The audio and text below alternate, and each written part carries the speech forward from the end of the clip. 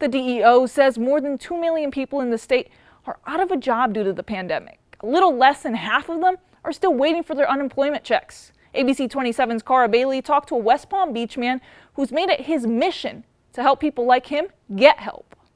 He's been through 3 pairs of shoes, walked more than 400 miles, all to get state leaders to bring attention to issues with the state's unemployment claim system. Before I left, I said to myself, there is absolutely no, whether it's an injury, whether it's weather, I don't care what it is, there is absolutely no way you can stop before you get to Tallahassee. Between March 15th and May 15th, DEO received more than 2 million claims, and so far, only about 1.2 of these have been processed, making Guyot one of more than 800,000 Floridians who've been waiting weeks to see the first dime of funds they're eligible for after coronavirus layoffs.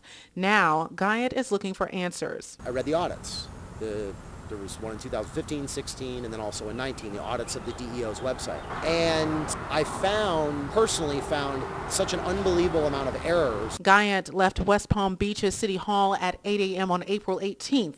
What he originally planned to do in 2 weeks took more than 27 days as he stopped along the way to hear from struggling business owners and employees. The stories on my route were completely inspirational.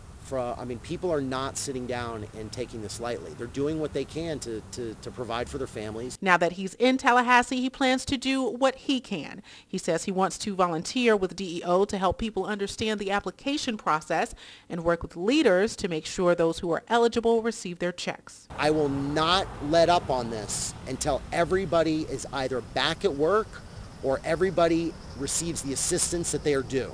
In Tallahassee, Cara Bailey, ABC 27. Guyot plans to speak with state leaders on Monday, and he says if he gets called back to work next week, he'll follow up with lawmakers all the way through the next election. As Florida's unemployment system keeps trying to get payments out fast,